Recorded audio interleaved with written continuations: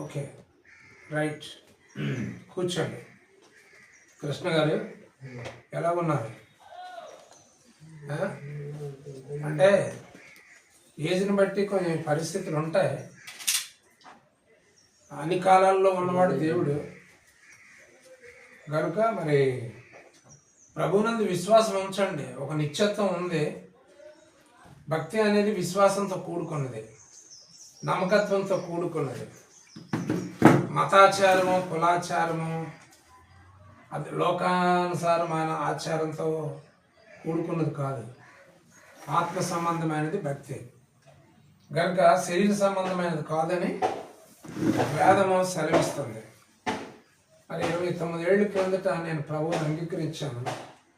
అప్పటి నుంచి నేను ఆయన్ని క్షుణ్ణంగా తెలుసుకున్నాను. ఆయన వెంబడించడం ప్రారంభించాను. నా జీవితంలో ఎన్నో అద్భుతాలు, ఆశ్చర్య కార్యాలు ప్రభువు జరిగించాడు.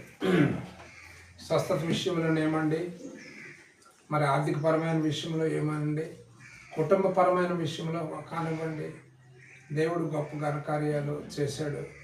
మేము 14 మంది సొంతం. మా కుటుంబంలో సమాధానం, శాంతి, నెమ్మది, ప్రభువుని స్తుతించడం, ప్రభువుని ఎక్కువ ఆరాధించడం, ప్రభువు కొరకు ప్రకటించడం, దేవుడు అది మాకు మా జీవితానికి అనుగ్రహించాడు.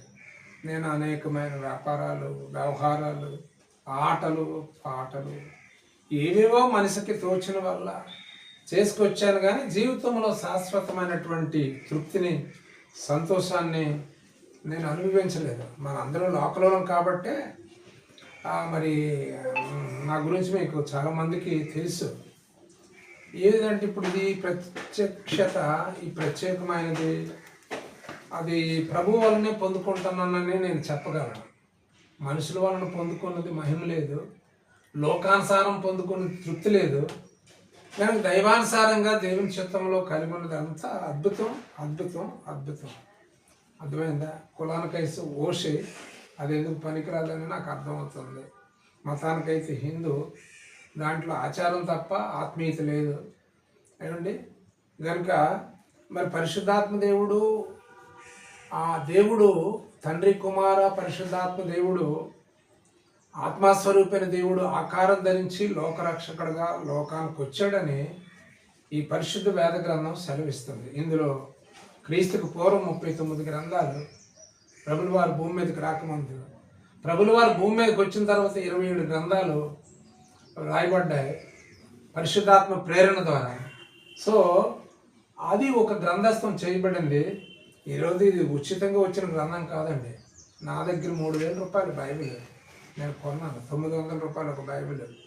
అవి కొనుక్కొని మనుషులు ఏమనుకుంటారంటే ఏదో ఫ్రీగా వస్తుంది, వాళ్ళు ప్రచారం చేస్తున్నారు, వాళ్ళు ఏదో పిచ్చి. అర్థమైందా? వాళ్ళు జ్ఞానులమని అనుకొని బుద్ధిహీనులు అయ్యారట. అర్థమైందా? జ్ఞానం అనుకొని బుద్ధిహీనులు అయ్యారట అందరు. అర్థమైందా? సృష్టికర్త అయిన దేవుణ్ణి ఏం చేశారట? సృష్టితో పోల్చారట. ఆ దేవుణ్ణి, మహనీయుణ్ణి.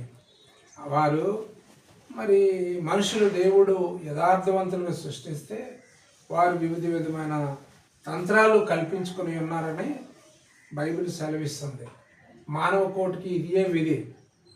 అది మంచిదే కానీ చెడ్డదే కానీ దేవుడు తీర్పులోనికి తెస్తాడట. ఖచ్చితంగా తెస్తాడట. మనం అనుసరించింది మంచిదామని చెడ్డదామని దేవుడు తీర్పులోనికి తెస్తాడట. దేవునికి స్తోత్రం. కనుక అప్పలరాజు గారు మంచి సమయాన్ని మాకు కేటాయించారు. దేవుని మహాకృపను బట్టి మీ గృహంలో ప్రియులు కృష్ణతో కూర్చోవడానికి ఇది ఒక తరుణం. అయితే పని ఎప్పుడూ ఉంటుందండి, ప్రయత్నం ఎప్పుడూ ఉంటుంది. నేను అవన్నీ పక్కన పెట్టి వచ్చాను. ఇప్పుడు మీరు ఆహ్వానించకపోతే పని ఉంది, ప్రయత్నం ఉంది. కానీ యెహోవా కార్యం అశ్రద్ధగా చేయవాడు శాపగ్రస్తుడని ముందు ఒక ఆత్మ కోసం ఎంతో ప్రయాసపడుతున్నారు. ఆ దేవుడు మీ ఆశను బట్టి మిమ్మల్ని దీవిస్తాడు తప్పకుండా. ఆశపడ్డ ప్రాణాన్ని దేవుడు తృప్తిపరిచాడు. ఆశపడ్డ ప్రాణాన్ని దేవుడు తృప్తిపరచునన్నా, ఆశ ఉన్న ప్రాణాన్ని ఎవ్వరు ఆపలేరు అన్నా. కష్టం వచ్చినా నష్టం వచ్చినా కత్తి మీద నువ్వు నడవాలన్నా నిష్టగా నీవు నిలవాలన్నా అగ్నిల సొంతం కాల్చాలన్నా ముదుము వరకు నిన్నెత్తుకుంటాడు అన్నావో అన్నా ముఖ్యమూలి నిన్ను మార్చుకుంటాడు అన్నా మాయన్న ముదుము వరకు నిన్నెత్తుకుంటాడు అన్నావో అన్నా ముఖ్యమూలను మార్చుకుంటాడు అన్నా మాయన్న పుట్టించిన మన తండ్రిని మనము సంతోష పెట్టాలి తండ్రికి మహిమ తెచ్చి బిడ్డలుగా ప్రేమతో బ్రతకాలి జీవవాక్యమును చేత పట్టుకొని అన్నావో అన్నా నువ్వు దివుడిగా వెలుగు అన్యుల మధ్యన అన్నా మాయన్న నువ్వు అగ్నిగా రగులు అన్యుల మధ్యన అన్నా మాయన్న హల్లెలూయా హల్లెలూయా చెప్పండి సార్ చెప్పండి మంచిదే చక్కగా వింటున్నారు నేను ప్రార్థన చేస్తాను తప్పకుండా ఆ వ్యక్తి రక్షింపబడాలి భూలోకమే శాశ్వతం అనుకుని జీవిస్తున్నారు ప్రజలు ఇది అశాశ్వతం అని అది తెలీదు బ్రతికినంత కాలం బ్రతకాలరా ఎవడు చూశాడు రా ఏముంది వేదం సెలవిస్తుంది 3 లోకాలు ఉన్నాయని సెలవిస్తాం పైన పరలోకం మధ్యన భూలోకం కిందన పాతాళ లోకం ఒక ఆయన అడిగాడు నేను టికెట్ తీస్తాను నువ్వు చూపిస్తావా అని నేను అనుకున్నాను అది ఢిల్లీయో బొంబాయో కలకత్తా హైదరాబాద్ అయితే ఎందుకంటే ట్రాన్స్పోర్ట్ సదుపాయం ఉంటుంది టికెట్ చూసి చూపించదు ఫ్లైట్ ఉంటుంది ట్రైన్ ఉంటుంది ఏమంటే బస్సు ఉంటుంది మరి పాతాళానికి పరలోకానికి ఏం ట్రాన్స్పోర్ట్ ఉందండి భూలోకంలో ఉన్నాయి ఇవన్నీ ఎక్కడున్నాయి అక్కడ ఉండవు అక్కడ ఉన్నాయి ఇక్కడ ఉన్నాయి ఇక్కడ మనం కలిగి ఉన్నదల్లా ఫెయిత్ విశ్వాసం నమ్మకం ఓ సృష్టికర్త అయిన దేవా ఇంత సృష్టిని సృష్టించి ఈ సృష్టి మీద మాకు అధికారం అనుగ్రహించినందుకు